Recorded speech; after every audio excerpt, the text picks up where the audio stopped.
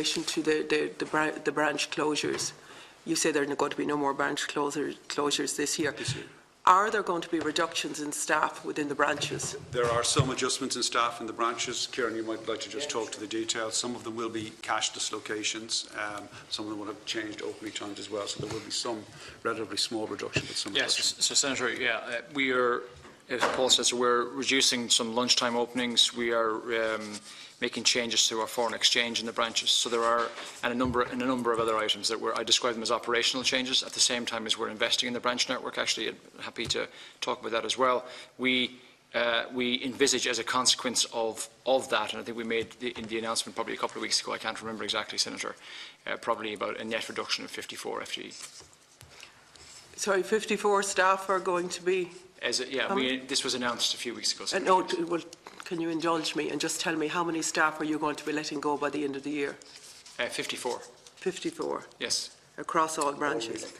Or they'll be relocated. So we have the actions we're taking, Senator, just to help explain it in detail. The actions we're taking has the effect of, I guess, necessitating in around 98 less people. But because of movements and backfills and the way we're managing that, we're trying to minimise the number of people who may lose their role. It gets to a net reduction of about 54 FTE across the network. When people lose their role, are they given the option of voluntary redundancy? Or when you say they lose their role, does their contract allow for their wages to be reduced within that context as well?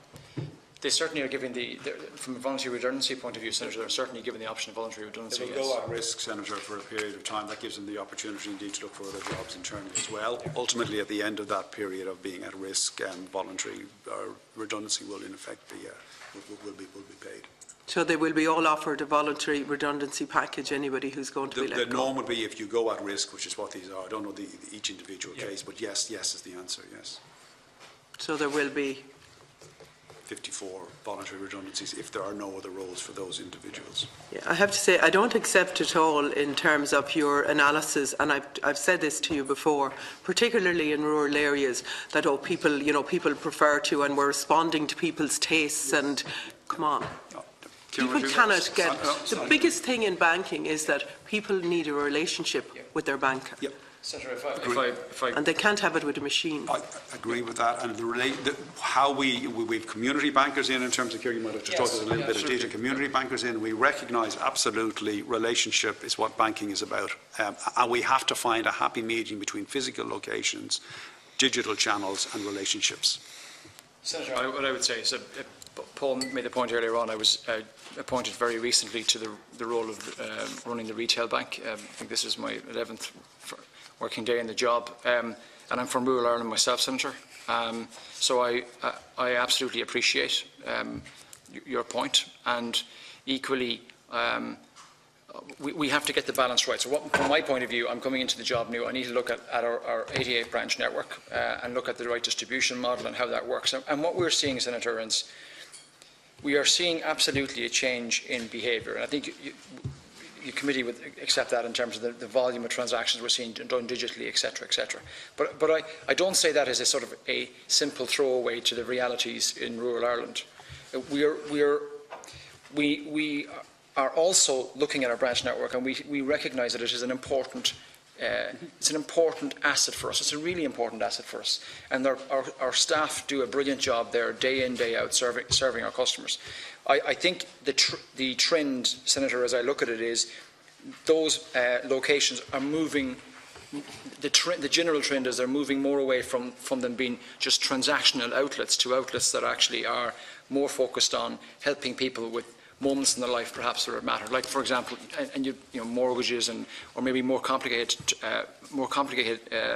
scenarios. Because what we're doing as a consequence then is we're creating and we have, as Paul said earlier, we have to do this in tandem, investing in the digital channel so that if you want to apply for a loan, you can do it online, etc. I mean, I have very limited time here. Yep. There's a real situation where people don't have broadband in rural areas, and particularly elderly people who want a relationship with their bank. Yep. And if you're reducing the number of staff within the bank, and you're not closing any more for this year, but you've already closed others, that creates a real problem in terms of social exclusion and exclusion for people in rural areas. I'm not going to discuss it anymore with you. I just want to tell you what the impact is, because, you know, being told that it's people's tastes and you're just following it, it's nothing whatsoever to do with the 1.5 billion that you gave over in dividends to RBS.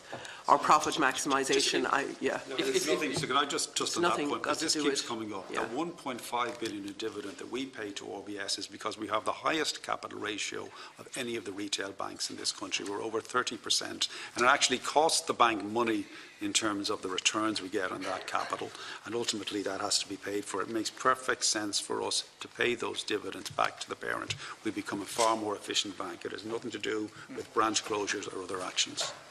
Well, you see, you could have left some of the branches open and leave the staff in the branches. That has nothing to do with that dividend payment, Senator. Okay. Nothing. Yeah. Senator, I would say just to the rural Ireland piece, and you said the broadband, what we are doing, and as I said, it's my early days in the role, Senator, but what we are doing is we are putting more community advisors into the area, and we're specifically picking on or identifying particular parts of rural Ireland. You know, we've introduced, Senator, and I recognise it's not the same as a physical branch, but now we have mobile banks that stop in 67 different locations around the country, or in certain parts of the country. So we better cut the conversation here. I know about mobile banks and elderly people queuing up outside them. Fair enough, you're not the only bank that does that in the wind and the rain, expecting elderly and disabled people to queue up to get access to their own money.